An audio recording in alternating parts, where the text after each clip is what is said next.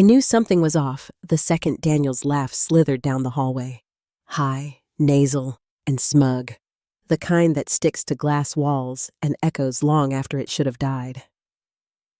I was in the conference room, fixing the font size on slide 14 of our quarterly deck, even though the numbers already spoke volumes.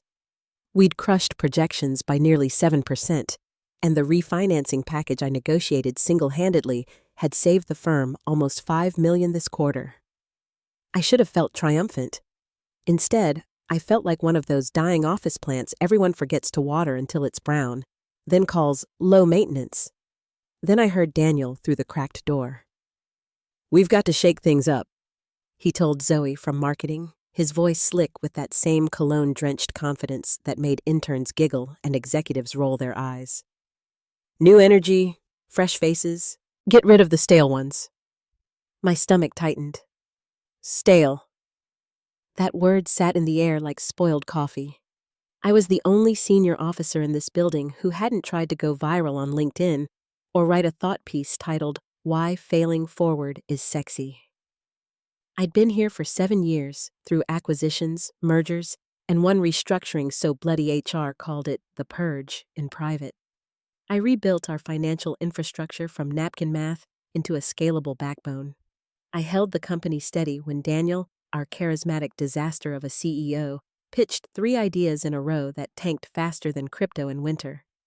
Maybe that's what he meant by stale. Not broken, just not photogenic. I told myself to shake it off. I wasn't here for validation or team-building scavenger hunts. My pride lived in balance sheets, not buzzwords. Still, that laugh stayed with me, slithering behind my ribs. By 8:55 a.m. The quarterly review meeting was about to start. I dabbed on mascara, a rare act of defiance for me since makeup meant war, and told myself to smile. When the leadership team shuffled in, the mood was off. People avoided eye contact like I was contagious. Daniel strutted in last, carrying a shiny red box under his arm. I figured it was another one of his culture engagement gimmicks. He once brought a ukulele to a strategy meeting to lighten the energy. He took his seat at the head of the table, flashed a grin that belonged on a reality show, and said, "Before we dive in, we've got a little surprise." He stood, walked around the table, and stopped right in front of me. "Rachel," he said, "for your continued dedication and service." The room chuckled uncertainly as he opened the box. Inside was a plastic trophy, gold-colored, shaped like a person holding a star. The plaque read, "Thanks for showing up, Q2 edition." Laughter rippled, some polite, some real. The kind of laugh that smells like fear. My ears buzzed. I looked at the trophy, then at him. I didn't say a word. I reached into my blazer pocket, took out my ID badge, the one that got me through snowstorms, late-night board meetings, and fire drills, and placed it gently on the table. Then I stood up and walked out. No theatrics, no speeches, just the sound of my heels clicking on cheap carpet. Daniel didn't stop me. Nobody did. I drove home in silence. At 11:42 a.m., I was on my couch with a glass of wine and a migraine that felt like quiet collapse. 6 years of loyalty evaporated in a plastic star. But the thing Daniel never understood was that I wasn't just the CFO in title. My initials sat on every debt covenant, every compliance report, every credit schedule that kept his empire floating. I was the name on the paper, the legal heartbeat of the company he'd just humiliated on record. And he thought that trophy was harmless. He thought I'd just fade away. I didn't cry. That surprised me. I just sat in my car, parked in the same faded space I'd reversed into every weekday for 7 years, staring at the coffee ring on my cup holder and the line of bird droppings smeared across my windshield like some cosmic joke about luck. My mascara hadn't even smudged, just clumped slightly on one lash, like a tiny flag of defiance. Inside me, something shifted, not like a crack, more like a fuse quietly lighting. It wasn't the trophy that broke me. God, if it had just been a bad joke, maybe I'd have laughed it off. It was the look on Daniel's face, the smug, satisfied smirk of a man who thought humiliation counted as leadership. He actually said, "Rachel has been such a trooper," turning to the others with mock sincerity. But as we evolve the brand and push toward innovation, it's time to bring in some fresh perspectives. Then he handed me that plastic star and called it my Legacy Award. Legacy. Like I was already gone. Someone even clapped. I think it was Tyler from Business Development, the same guy who once submitted a quarterly report in PowerPoint because Excel felt too judgmental. I didn't look at any of them. I just placed my badge on the table and walked out. Later that night, I lay on my living room floor, cold hardwood against my back, and replayed everything.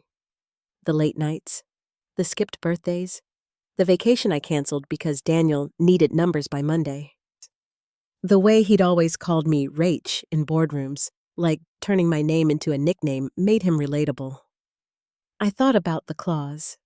Clause 14C, buried deep in the refinancing contract I'd personally written 3 years ago. A clause Daniel had brushed off as legal overkill. It stated that if the named chief financial officer, me, was terminated or removed without board authorization, the company would be in technical breach of its credit facility. That breach would allow the bank to immediately recall the $190 million revolving line of credit. I'd added it to protect the company from reckless leadership transitions. Daniel had signed it without reading, too busy practicing his TED Talk voice. I remember him saying, "No one's ever going to fire you, Rach." He laughed. I didn't. That night, I pulled out the manila folder from my closet, the one labeled contingency. Inside, every key contract, compliance certificate, and copy of the covenant. A sticky note on the first page, written in my handwriting. Paper has teeth. Around midnight, I opened my laptop, found the latest message from our lender, North Union Bank, and drafted a short reply. Nothing dramatic, no explanations. Just 5 words. Not employed. Badge returned. Confirm status. Then I hit send. The next morning, I woke up before sunrise, muscle memory firing, even though I no longer had a job to rush to. I brewed real coffee, not the sludge from the office Keurig, and sat in silence. The world felt sharper. No Slack pings, no quick question emails from directors who hadn't read a single policy. I thought I'd feel lost. Instead, I felt clean. At 7:52 a.m., my inbox pinged. One unread message. Subject, CFO status verification. Urgent, from Lisa Hinton, Senior Risk Officer at North Union. Her tone was surgical. Rachel, our monitoring systems detected a possible executive change at Stratus Venture Holdings. Per Clause 14C of your financing agreement, please confirm your current employment status. I sipped my coffee, glanced once more at Daniel's "good luck" email still sitting unopened, and replied. Not employed. Badge returned. 5 words. No punctuation. No emotion. Just precision. And with that, I'd pulled the first thread. See, Daniel always believed power came from presence, from volume, charisma, noise. But real power hides in silence, in signatures, in clauses no one but the quiet people ever bothered to read. And I was the one who wrote them. By noon, the thread I'd pulled started to unravel in real time. The first ripple came from Lisa Hinton again. Her email was short and calm, the way only bad news can be. Thank you, Rachel. Internal review in progress. We'll notify Stratus Venture Holdings of next steps per lending terms. That was it. No exclamation marks, no emojis, no room for interpretation. I closed my laptop, took a long breath, and stared out my kitchen window at the city waking up. Somewhere downtown, Daniel was probably on his second almond milk latte, rehearsing his fresh leadership speech in front of HR. He had no idea that the very clause he'd signed without reading was now alive and clawing its way through the legal system like clockwork. I didn't need revenge. I didn't even need to call anyone. Compliance was a machine, and once it moved, it didn't stop. I'd built it that way. Every quarterly certification, every audit submission, every credit confirmation required one specific digital signature. Mine. Not CFO as a title, but Rachel L. Kerrigan, verified, encrypted, and logged in the lender's officer registry. They couldn't fake that. They couldn't replace it with a handshake or a LinkedIn post. Around 8:15 the next morning, my phone buzzed. Unknown number. I let it ring twice before answering. "Rachel Kerrigan?" I said flatly. A familiar voice tumbled through the line. It was Marla, Daniel's executive assistant. She sounded like someone trying to smile while standing on fire. "Hi, Rachel. Sorry to bother you. Just a quick question. Did you happen to contact the bank about your, status?" I didn't answer. Silence stretched, and she filled it nervously. "It's just, they reached out this morning.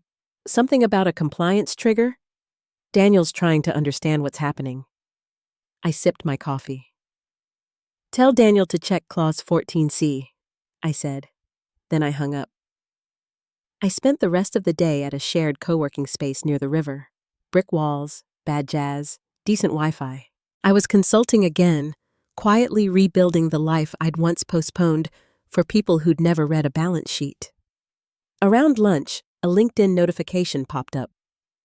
Someone had posted a company update from Stratus Venture Holdings. Daniel's words, of course. "Excited to announce our next chapter of agile leadership and innovative finance stewardship under interim CFO, Alex Monroe." I almost laughed. Alex. The same guy who once asked if depreciation was a mood or a math thing. By the time I finished my sandwich, I got a second notification, this one from the North Union Secure Portal. Formal notice of review. Named officer change under Clause 14C. Attached was a copy of the lending agreement, my initials visible on every page. Daniel's signature at the bottom looked smug even in print. I leaned back, stretching my shoulders. It wasn't vindication. It was inevitability. The next morning, 9:07 a.m., the storm hit. Daniel was backstage at the company's investor summit, rehearsing buzzwords like synergy and scalability. The call came through his personal phone, no caller ID. He answered with that fake boardroom calm, expecting logistics. Instead, he got Lisa from North Union. "Mr. Dalton," she said, voice crisp as winter, "we've detected a covenant breach. Your CFO's termination was not board approved, nor was a replacement verified through our officer registry. Per Clause 14C, your credit line is in technical default." Daniel blinked. "What clause? That can't be right." "It's not subjective," Lisa replied. "You removed a named officer without protocol. The facility is now frozen pending review." He stammered. We appointed Alex Monroe as interim. Interim titles are non-compliant. Unless vetted and approved by both the board and the bank, your current officer structure violates Section 3.2. This triggers immediate suspension." Lisa hung up. And that's when the dominoes started falling. Text alerts, emails with red flags. 2 board members already in the building began whispering. HR froze. Finance panicked. The first to call me was a junior analyst who'd only been there 3 months. "Hey, who's supposed to sign the Q3 compliance filing?" he asked, voice trembling. "We can't find your credentials in the system." I didn't answer. I just let silence do what words never could, because silence, in the right hands, can be louder than any explosion. By that afternoon, panic had a pulse. You could practically feel it radiating through the company Slack channels that I was no longer part of. My old team must have been whispering, piecing things together between frantic calls and frozen spreadsheets. I didn't need to see it to know how it went. The nervous laughter, the hushed, "Did she really leave?" followed by, "Wait, Can we even file without her? Somewhere downtown, Daniel was discovering that you can't bluff your way through a bank clause the way you can through a press release. The machine had woken up, and it didn't care about charisma. Around 10:43 a.m., my phone lit up again. Private number. I let it ring. Then another. Then another. The last one came from HR. Voicemail transcript reading. Hi, Rachel. Just hoping to clarify the nature of your departure. There seems to have been a miscommunication, and we'd like to confirm whether your decision to step away was voluntary or if you'd be open to discussing a transitional arrangement. Translation. The fire alarm was blaring, and they were trying to duct tape the sprinkler system. I didn't reply. They'd made the humiliation public. The reversal would be too. You don't get to hand me a participation trophy and call that evolution, then whisper apologies when the paperwork bites. So I packed up my laptop and walked to the cafe 2 blocks from my apartment. Quiet place, brick walls, smells like burnt espresso and deadlines. I opened my inbox, not out of curiosity but out of habit, and there it was. Subject: Notification of technical default. Stratus Venture Holdings. The kind of email that ends careers. It wasn't dramatic, just clean legal precision. Named officer status, voided. Credit facility, frozen pending resolution. I could imagine the scene back at headquarters. Daniel pacing in front of the glass wall, pretending to problem solve while legal printed frantic memos. Alex Monroe probably sweating bullets, trying to Google what a covenant breach even meant. The bank didn't care about their scramble. Compliance wasn't a story. It was math, and math doesn't bend for ego. The following morning, at 7:58 a.m., the first real blow landed. Daniel's investor meeting, his big quarterly showcase, was about to start when Lisa Hinton called again. No preamble this time. Mr. Dalton, your line of credit remains frozen. Unless the original named CFO is reinstated and certified by close of business, North Union will initiate full recall. You can't do that, Daniel snapped, voice cracking. We're performing. We're profitable. Clause 14C doesn't measure performance, she said. It measures compliance. You remove the keystone that validates your books. The facility no longer recognizes your financial oversight as legitimate. She hung up. Simple as that. By 9:10, I'd received 3 text messages. The first from a board member I'd worked with for years. Rachel, can we talk? The second from HR. We value your contributions and hope to find a mutually beneficial resolution. The third, my favorite, from Daniel himself.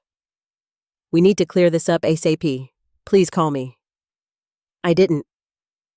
I spent that morning finishing a financial model for a small nonprofit client, one that actually paid their invoices on time and said thank you.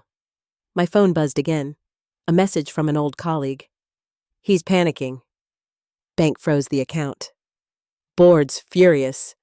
I smiled, not out of glee but relief. The system worked.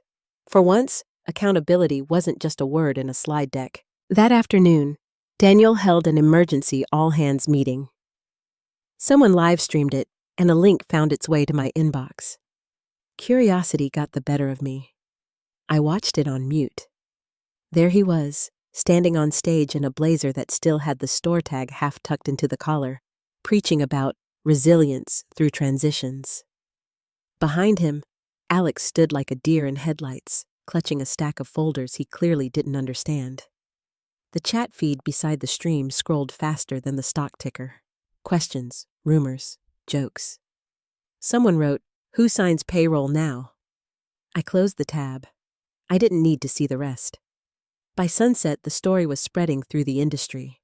A $190 million line of credit, frozen. Payroll in 4 days. A CEO who'd turned a compliance officer into an enemy without realizing she was the architect of his foundation. I poured another cup of coffee, leaned back in my chair, and whispered to no one, "Let the paperwork speak." Because in my world, revenge doesn't shout. It files itself automatically. By Thursday morning, 2 days before payroll, The walls were closing in on Daniel Dalton. Stratus Venture Holdings had gone from agile growth disruptor to technical default case study in less than 72 hours. I didn't need inside updates to know how it looked. Panic has a rhythm you can hear from miles away. First comes denial, then bargaining, then the desperate group calls that all start with, "Can someone explain this to me like I'm 5?" That morning, an emergency board meeting was called. 10 directors, 2 lawyers, and 1 doomed CEO gathered in a glass room that smelled like fear and overbrewed coffee. I wasn't there, of course, but someone texted me the minutes later, and I could picture it perfectly. Daniel, suit rumpled, circles under his eyes, trying to spin this as a temporary systems glitch. The bank's formal notice had landed at 6:07 a.m., stamped, "Immediate action required." The language was cold. Named officer not certified. Covenant breach confirmed. Cure period, 5 business days. Translation: 5 days to reinstate me or lose $190 million in operating credit. The meeting started with a question from George Townsend, the lead investor. He didn't raise his voice. He didn't have to. "Who authorized the termination of the named CFO?" Silence. You could practically hear the HVAC system humming like a jury. Daniel tried to stammer his way out. I wouldn't call it a termination exactly. It was more of a realignment." That's when Thomas, the corporate attorney, calmly opened a binder and slid a printed email across the table. Subject: Officer Realignment, R. Kerrigan. Body: Please finalize all offboarding paperwork. Duties to be reassigned to interim leadership. No backfill necessary. "You did," Thomas said evenly. "It's in writing." Daniel's face drained of color. "That was symbolic. I didn't mean—" George cut him off. "Intent doesn't void a covenant." From there, the meeting turned from corporate theater to slow-motion collapse. The bank had ruled it an official termination. Clause 14C was active. The board now had less than a week to cure the breach, or every dollar in the revolving credit facility would be callable in full. No payroll, no vendor payments, no liquidity. Stratus would bleed out before Monday. One director asked the obvious question, "Can we just reinstate her?" Daniel shifted in his chair. "She's not exactly responsive." "Why not?" Another director pressed. "Have you tried calling her?" "Several times," he admitted. She blocked my number." A ripple of restrained amusement went around the table. Even the lawyer smirked. Then came the quiet voice of Dr. Patel, the only director who ever bothered to read my compliance reports. "Remind me again why you removed her in the first place?" Daniel hesitated. "We wanted to modernize our image. She was stuck in old processes." "Old processes," Patel repeated slowly. "Like ensuring the bank doesn't shut us down?" That was the moment the balance shifted. No shouting, no drama, just the slow realization that the emperor's suit was polyester. One by one, the board members started checking their phones, calculating their exposure. Self-preservation is a powerful motivator. Within an hour, they'd voted to suspend Daniel pending review. HR drafted the paperwork before lunch. While all that unfolded downtown, I was in a small cafe near the river, eating a turkey sandwich and reviewing cash flow projections for a new client, a local nonprofit that actually did something useful with money. My phone buzzed once, a message from an unknown number. Clause 14C understood. No signature, no apology, just acknowledgement. I didn't smile. I didn't gloat. I simply marked it as read and went back to work. Revenge isn't fire and fury, it's precision. A clause tucked in the margins. A signature everyone overlooks. Daniel thought power came from the stage lights and the slogans. He never realized real power sits quietly behind the ledger, holding the pen that decides whether the lights stay on. By Friday morning, Stratus Venture Holdings was a ghost ship drifting toward an iceberg of its own making. The payroll cutoff was in 48 hours, and no one on Daniel's skeleton crew could sign a single compliance form. The finance team was paralyzed, HR was begging the bank for extensions, and the board's internal memo leaked within an hour of being drafted. Effective immediately, Daniel Dalton is relieved of executive duties pending resolution of covenant breach. No gratitude, no spin, just one sterile line that said everything. I didn't find out from LinkedIn. I didn't have to. My phone buzzed at 7:43 a.m. A single text from an unknown number. He's out. No punctuation. No name. That was enough. I spent the rest of that day in my co-working space, the one with mismatched furniture and bad jazz leaking through the vents. On my second coffee, I received another notification. A wire deposit from my new consulting client, a small housing nonprofit in Cleveland. The retainer note read, "Full financial restructure. Approved." I looked at the figure. $12,000. Modest compared to what I used to handle, but cleaner money than anything that ever passed through Stratus's books. It wasn't about scale anymore. It was about clarity. Across town, panic metastasized. Alex Monroe had resigned overnight after accidentally sending the bank's audit team a spreadsheet titled Help Final 2.xlsx. The IT director's resignation followed 2 hours later. The company's internal Slack was a live feed autopsy of chaos. Who can approve invoices? Is payroll still going out? Why is Lisa Hinton CC'd on everything? Every message was time-stamped proof that the machine had eaten itself alive. By noon, the board finally voted on an interim CEO. Irene Shaw, the chairwoman, took over temporarily, inheriting a broken system with no liquidity and a frozen credit line. She made one last attempt to contact me through a polite, legally massaged email. "Rachel, on behalf of the board, we'd like to discuss potential consultancy support to stabilize compliance and reestablish lender confidence. Compensation, flexible." It was worded with the kind of desperation only people accustomed to control can hide behind formality. I didn't respond. I closed my laptop, went for a walk, and bought groceries like a normal person. The sun was out. The river glinted against the bridge, and for the first time in years, my body didn't hum with cortisol. I wasn't anyone's firewall anymore. I wasn't the silent fixer or the buffer between arrogance and consequence. I was just a woman with a grocery bag and a second chance. That evening, while making dinner, my phone buzzed again. A message from my old analyst, Mia. "They're saying we'll miss payroll." Brent from Ops cried in the hallway. "It's bad. Are you okay?" I typed back slowly. "Better than I've been in years." She sent a single heart emoji and nothing else. Later that night, as I was cleaning up, another notification appeared in my inbox. Client contract number 11127, Halbrook Partners. Accepted.